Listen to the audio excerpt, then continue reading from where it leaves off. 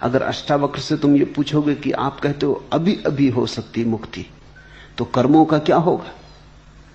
जन्म जन्म तक पाप किए उनका क्या होगा? उनसे छुटकारा कैसे होगा? अष्टावक्र कहते हैं तुमने कभी किए ही नहीं। भूख के कारण शरीर ने किया होगा कुछ, प्राण के कारण प्राण ने किया होगा कुछ, मन के कारण मन ने किया होगा कुछ। तुमने कभी कुछ नहीं किया, तुम सदा से असंग अकर्म में हो। कर्म तुमसे कभी हुआ नहीं, तुम सारे कर्मों के दृष्टा हो। इसलिए इसी क्षण मुक्ति हो सकती। ख्याल करना, अगर कर्मों के सारे जाल को हमें तोड़ना पड़े तो शायद मुक्ति कभी भी ना हो सकेगी, असंभव। अनंत काल में हमने कितने कर्म किए, उनका कुछ लेखा जोखा करो। अगर उन सब कर्मों से छूटना पड़े तो उन कर्मों से छूटने में अनंत काल लगेगा, और ये जो अनंत काल छूटने में लगेगा, इसमें भी तुम बैठे थोड़ी रहोगे, कुछ तो करोगे। तो कर्म तो फिर होते चले जाएंगे, तो ये श्रृंखला तो अंतहीन हो जाएगी। इस श्रृंखला का तो कोई कभी समाप्ति आने वाली नहीं, इसमें से कोई निष्कर्ष आने वाला नहीं। अष्टावक्र कहते हैं अगर कर्मों से मुक्त होना पड़े फिर मुक्ति होती हो तो मुक्ति कभी होगी ही नहीं। लेकिन मुक्ति होती है। मुक्ति का होना इस बात का सबूत है कि आत्मा ने कर्म कभी किए ही नहीं। ना तो तुम पापी हो, न तुम पुण्यात्मा हो, ना तुम साधु हो, न तुम असाधु हो, ना तो कहीं कोई नरक है और ना कहीं कोई स्वर्ग है। तुमने कभी कुछ किया नहीं, तुमने सिर्फ सपने देखे, तुमने सिर्फ सोचा है। तुम भीतर सोए रहे, शरीर करता रहा। जिन शरीरों ने कर्म किए थे वो जा चुके, उनका फल तुम्हारे लिए कैसा? तुम तो भीतर सोए रहे, मन ने कर्म किए, जिस मन ने किए वो प्रतिपल जा रहा है। मैंने सुना है एक भूतपूर्व महाराजा ने देखा कि ड्राइंग रूम गंदा है, तो नौकर झनकू को डांटा, कहा बैठक में मकड़ी के जाले लगे, तुम दिन भर क्या करते हो? झनकू ने कहा हुजूर, जाला कोनो मकड़ी लगाई होई, हम तो अपन कोठरिया में ओंघात रहे।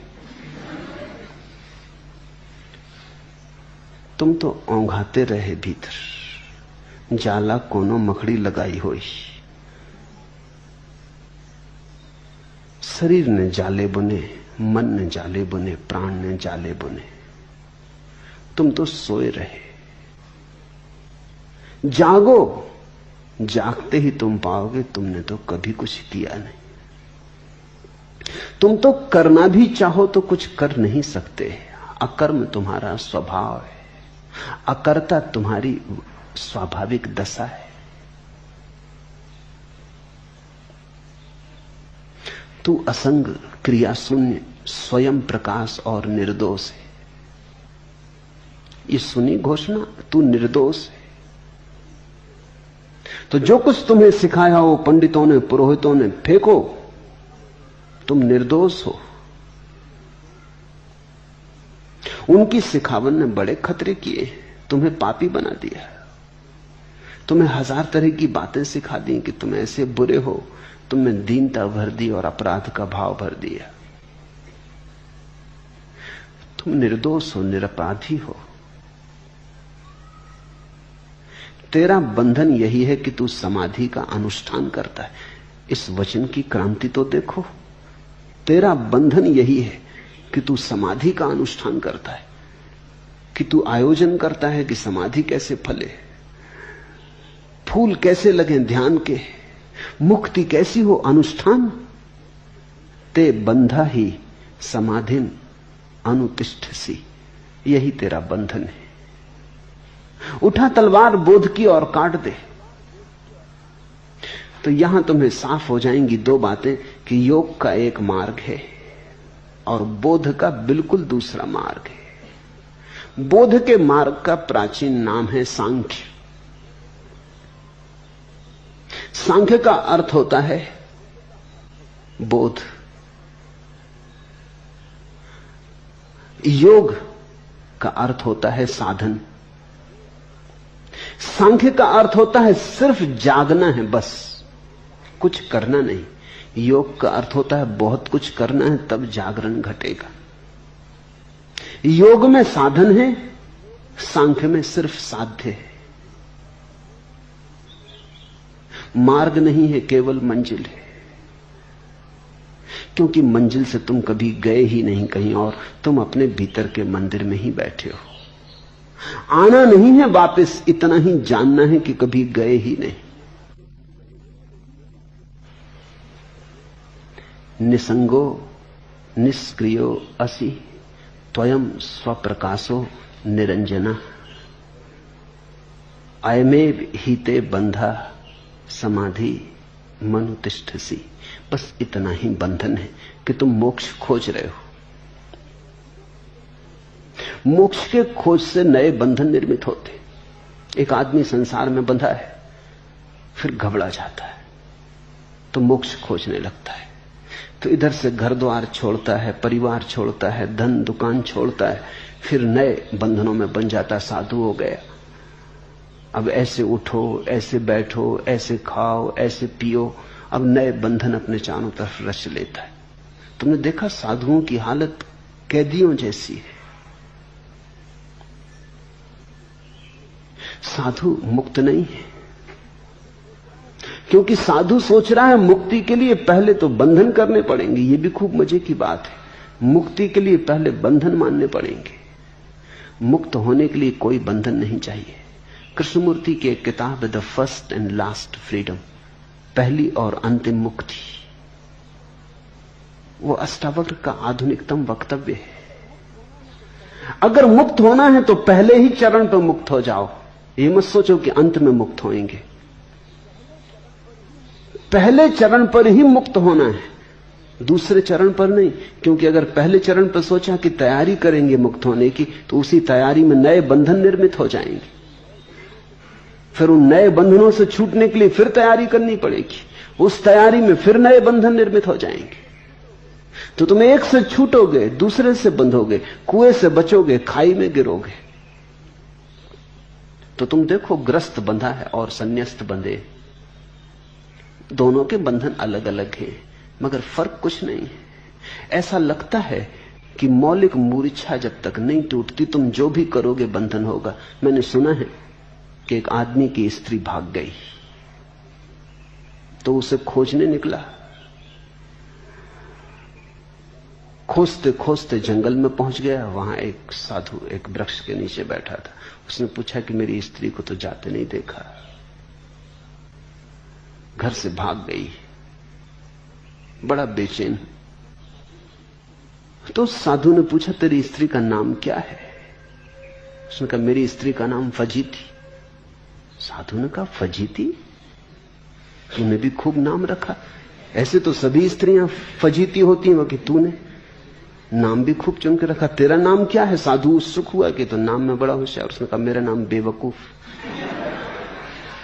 वो साधु हंसने लगा। उसने कहा तू खोजबीन छोड़, तू तो जहां बैठ जाएगा फजीतियां वहीं आ जाएंगी। कोई कहीं तुझे जाने की जरूरत नहीं। तेरा बेवकूफ होना काफी है, फजीतियां तुझे खुद खोज लेंगी। संसार से छोड़ के आदमी भाग जाता है, तो संसार छोड़ने से उसकी मंदी बुद्धता तो नहीं मिटती, उसकी मूढ़ता तो नहीं मिटती, मूर्छा तो नहीं मिटती। वो उस मूर्छा को लेके मंदिर में बैठ जाता है, नए बंधन बना लेता है। वो मूर्छा नए जाले बुन देती। पहले संसार में बंधा था, वो सन्यास में बंध जाता है, लेकिन बिना बंधे नहीं रह सकता। मुक्ति है प्रथम चरण पर, उसके लिए कोई आयोजन नहीं। आयोजन का मतलब हुआ कि अब आयोजन में बंधे, इंतजाम किया तो इंतजाम में बंधे, फिर इससे छूटना पड़ेगा। तो ये कहां तक चलेगा? ये तो अंतहीन हो जाएगा। सुना है मैंने, एक आदमी डरता था मरघट से निकलने से, और मरघट के पार उसका घर था, तो रोज निकलना पड़ता है। इतना डरता था कि रात घर से नहीं निकलता था, सांझ घर लौट आता था तो कपता हुआ आता था। आखिर एक साधु को दया आ गई, उसने कहा कि तू ये फिक्र छोड़, ये ताबीज ले, ये ताबीज सदा बांध के रख, फिर कोई भूत प्रेत तेरे ऊपर कोई परिणाम न ला सकेगा। परिणाम हुआ, ताबीज बांधते से भूत प्रेत का डर मिट गया। लेकिन अब एक नया डर पकड़ा कि ताबीज कहीं खो न जाए। स्वाभाविक, जिस ताबीज ने भूत प्रेतों से बचा दिया, अब वो आधी रात को भी निकल जाता। मरघट से कोई डर नहीं, भूत प्रेत तो कभी भी वहां नहीं थे।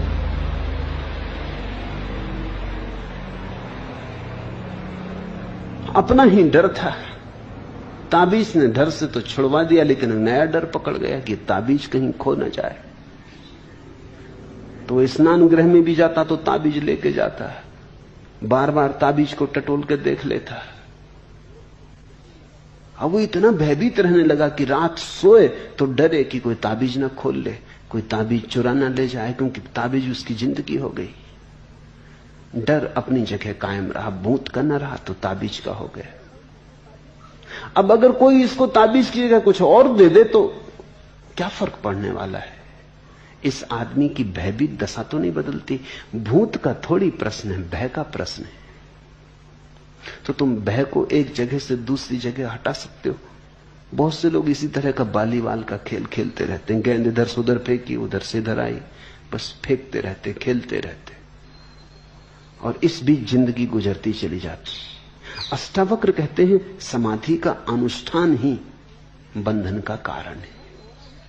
अगर तुझे मुक्त होना है तो मुक्त होने की घोषणा कर, आयोजन नहीं।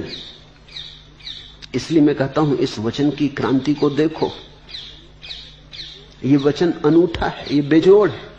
अष्टावक्र कहते हैं अभी और यहीं घोषणा करो मुक्त होने की, तैयारी मत करो। यह मत कहो कि पहले तैयार होंगे फिर, क्योंकि फिर तैयारी बांध लेगी, फिर तैयारी को कैसे छोड़ोगे? एक रोग से छूटते हैं, दूसरा रोग पकड़ जाता है। ये तो कंधे बदलना हुआ। तुमने देखा लोग मरघट ले जाते हैं लाश को तो कंधे बदल लेते हैं। एक कंधे पर रखे रखे थक गए तो दूसरे कंधे पर रख ली, थोड़ी देर राहत मिलती, फिर दूसरा कंधा दुखने लगता तो फिर बदल लेते। ऐसे तो तुम जन्मों जन्मों से कर रहे हो, बस ये सिर्फ राहत मिलती है, इससे परम विश्राम नहीं मिलता।